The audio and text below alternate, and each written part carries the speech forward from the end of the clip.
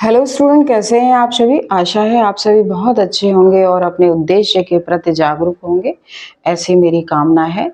आज मैं आप लोगों के लिए अलंकार लेकर आई हूँ कि अलंकार क्या होते हैं। तो आइए सबसे पहले हम परिचय जान लेते हैं। अलंकार का परिचय क्या है। तो अलंकार शब्द दो शब्दों से मिलकर बना है, अलम प्लस कार। अलम का अर्थ होता है आभूषण और कार का मतलब अर्थ होता है धारण करना या ग्रहण करना। तो जिस प्रकार एक स्त्री आभूषण धारण करने के बाद उसकी सुंदरता बढ़ जाती है, उसी प्रकार जब कोई कवि अपनी कविता में अलंकार का प्रयोग करता है तो उसकी कविता की सुंदरता और भी अधिक बढ़ जाती है। आइए अब हम अलंकार की परिभाषा जान लेते हैं कि अलंकार की परिभाषा क्या होती है।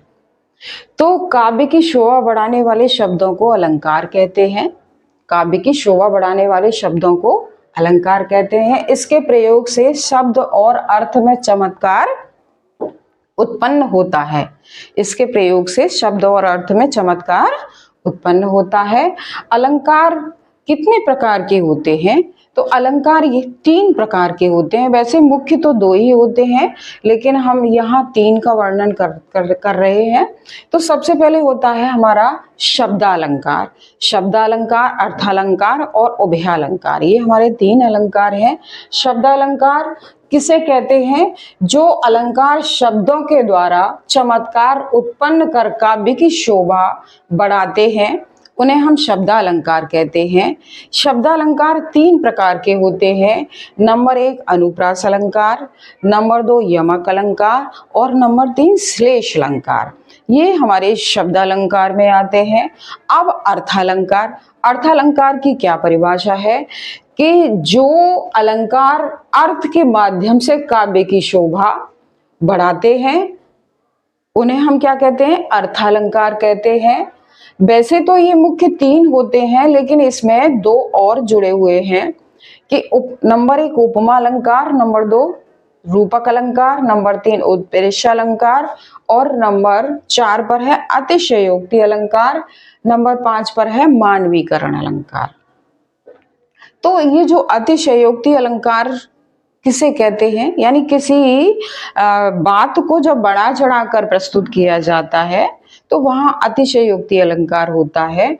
और मानवीय अलंकार मानवीकरण अलंकार किसे कहते हैं कि जब किसी वस्तु को, प्राकृतिक पदार्थ को या प्राकृतिक वस्तु को जब मानव के रूप में प्रस्तुत किया जाता है तो वहां मानवीकरण अलंकार होता है। सभी की परिभाषाएं विद एग्जाम्पल आपको बताई जाएंगी। अच्छा, अब अलंकार किसे कहते हैं कि वह अलंकार जिसमें शब्द और अर्थ दोनों मिलकर किसी काव्य की शोभा बढ़ाएं, उसे हम क्या कहते हैं? उसे हम उभय अलंकार कहते हैं। उभय का मतलब होता है दोनों, यानी उसमें क्या है, शब्द की भी शोभा है और उसके अर्थ की भी शोभा है, तो वहां हम उसे कहेंगे उभय अलंकार। अब हम सबसे पहले आते हैं, चलिए अब हम शब्दालंकार पर आते हैं। शब्दालंकार के हमारे जो कितने पार्ट होते हैं? अनुप्रास अलंकार, यमक अलंकार, श्लेष अलंकार। अब जो हमारा जो अनुप्रास अलंकार है, शब्दालंकार के अंतर्गत जो अनुप्रास अलंकार है, इसकी क्या परिभाषा है? तो स्वरों में भिन्नता होते हुए भी जहां एक समान व्यंजनों की 2 या 2 से अधिक बार यहां अधिक बार आवृत्ति हो। स्वरों में भिन्नता होते हुए भी जहां एक समान व्यंजनों की 2 या 2 से अधिक बार क्या हो? आवृत्ति हो, तो वहां कौन सा अलंकार होता है? वहां अनुप्रास अलंकार होता है। या हम ऐसे भी कह सकते हैं कि व्यंजन वर्णों की आवृत्ति को अनुप्रास अलंकार कहते हैं। आवृत्ति का मतलब होता है कि किसी वर्ण का बार बार आना, किसी वर्ण का बार बार आना आवृत्ति कहलाता है। तो जैसे उदाहरण में देखिए, रघुपति राघव राजा राम, तो यहाँ ये है रघुपति राघव राजा राम।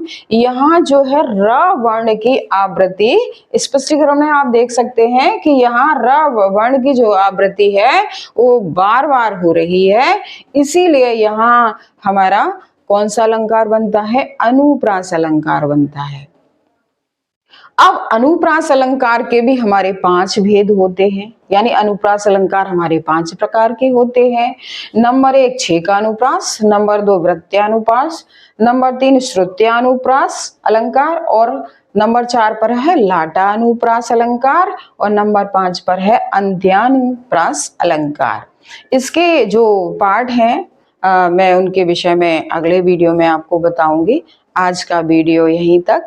अगर मेरा वीडियो आपको पसंद आया हो तो लाइक कीजिए, सब्सक्राइब कीजिए, शेयर कीजिए। धन्यवाद।